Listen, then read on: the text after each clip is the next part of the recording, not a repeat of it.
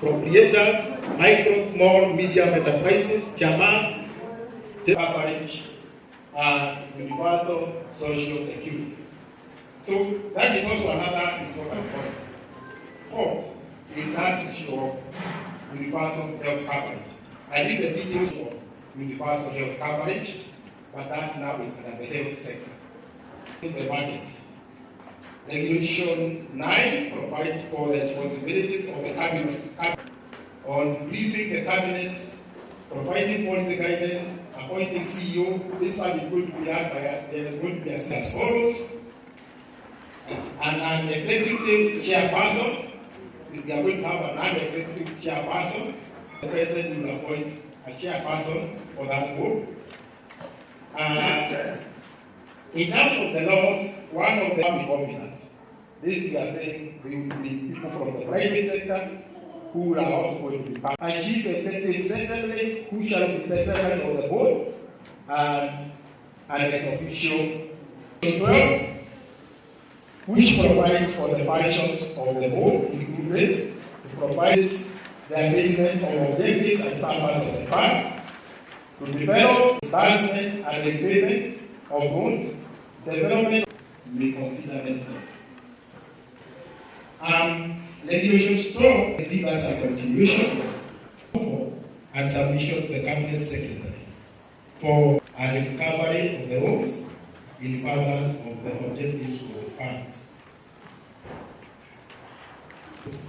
When we say competitively recruited for the secretariat of the fund, so there is going to be a secretariat which is going to be headed by for the designation of the chief executive officer. The last one, I am worried and I'm not feeling good because in this for those people who are, these are very, very big forum, regional forum, whereby people who are that kind of programs so that they can also enjoy these fruits of their country, Kenya.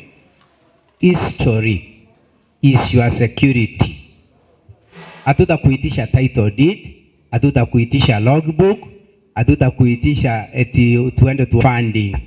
Hiyo sasa ndio itakuwa inakufunga. Hakuna pesa ya serikali ingine mahali ambapo offices either on county levels or sub-counties. Told you, I'm happy I was in this institution 52 years ago. When my attention is drawn to Regulation 21 on the administrative costs, because this is where we've been having issues, even with Youth Fund, Women Fund, and Uwezo Fund, as a loophole ya kunyanyasa watu. So my request, if this administrative cost is only at the national level, that's okay. But at the ground level where we have the hustlers, we want you to scrap it. If I apply for 50,000, let me get 50,000. Because that was the spirit of the hustlers fund. Let's get our fair share of the application.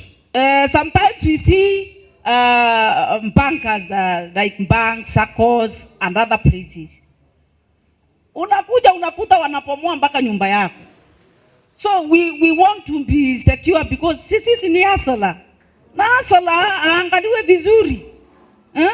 Let's look them in another way of maybe a grace period. If you default, maybe you are to finish your loan in 6 months. Can we check whether the security way or the way of handling that default, not coming kubomoa nyumba zangu, kuchota tukuku yangu, na labda nilikuwa tu nimenunua na hiyo loan. The other one is public participation. Here we are. I know every sector here is represented, but it is very, very important also to go down to our mama mbogas there. I know it is the same sector that will go down, even us, but it is very, very, very important, Mr. Chairman, to do the public participation from the grassroots, for these people to understand this fund, it is not free. Unajua Mheshimiwa Rais alikuwa amesema ni ya free. Lakini now it happens that It has a payment plus the interest. Is it? So the mama mboga there and even hustlers must know exactly this money is being reversed with the interest. Is when we look at the requirement that the eligible persons will be 100 million. Really, a Kenyan whose turnover is 100 million, is he a hustler? We need to revise that one. And my proposal, I even thought it should be 5 million. So that needs to be looked at. A person making 100 million turnover is not a hustler. We may give people who have already have money and then we leave the people who are needy. And because there shall be defaulters, again bring education so that we are able to recover this money and give to other people that are needy. Otherwise, if we leave out that one, we'll only be saying you do not pay, you don't qualify, and leave you out. And maybe at some point, it was just a matter of education on how to manage money that lacked. Because we say we will give to somebody to start, meaning that person has never handled a business before. This person might not know the difference between a profit and the sales. This person will use sales to buy something like clothing, whereas he has eaten above the board of the profit. I believe we should be getting you people come to mashinani to educate our people. There we'll be talking of Asuras, and I believe there is no Asura that has a turnover of 100 million. That is an equivalent of just another 500 millionaires, if we are going to go by this one, because we thought that Asura is someone who is less than even half a million. For us, we propose that we have that one revised to at least half a million, because that is whereby we are going to have many of the Asuras. Again, about the representation of the Asuras, it is not well captured, because if you look at the regulation 11, that is giving the qualifications of those that will be in the board, there is no Asura that can have the 10 years experience that they mentioned and the qualifications that are mentioned there.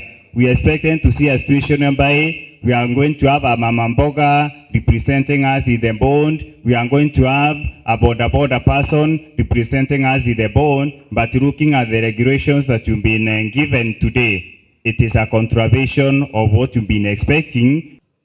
The spirit in which the regulation number 7 was written doesn't add up. Because when you tell a hustler that even the banks, the SACCOs, will get the loans, then they give the same loans to the hustlers, then we would rather remain with the SACCOs, getting loans from the SACCOs. As you give us these loans, look at where we come from. I can see people from Marsabit here. As we are observing the TV, we can see all their cows are dead. We can see their ngamias are dead. That is their business. So if you are going to give them loan, know that this person is going to start from scratch. So when you give him money, he will go buy one ngamia, a male and a female for reproductive whatever. You will go buy a goat, a he and a she goat. And then the loan now is given 6 months. Will he even have gotten a calf? So for me, I would request that as you give these loans, can you classify these loans? If it's an agribusiness loan, can it be given in a way that the farmer is able now to maybe bet this cow, then the cow is given whatever, it's called a what?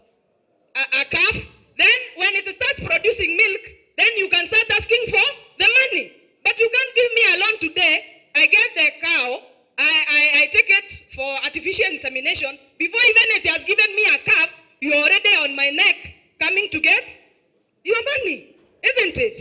So on that, I would like that if we are going to get these loans, can these loans be classified? If I'm getting it for biashara, let me be given 1 year or 1 year and a half.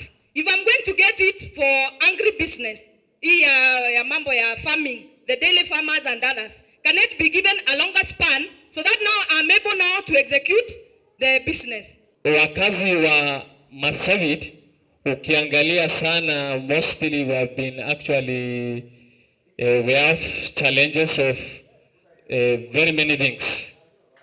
Crashes inakwanga, droughts inakwanga, vitu vingi.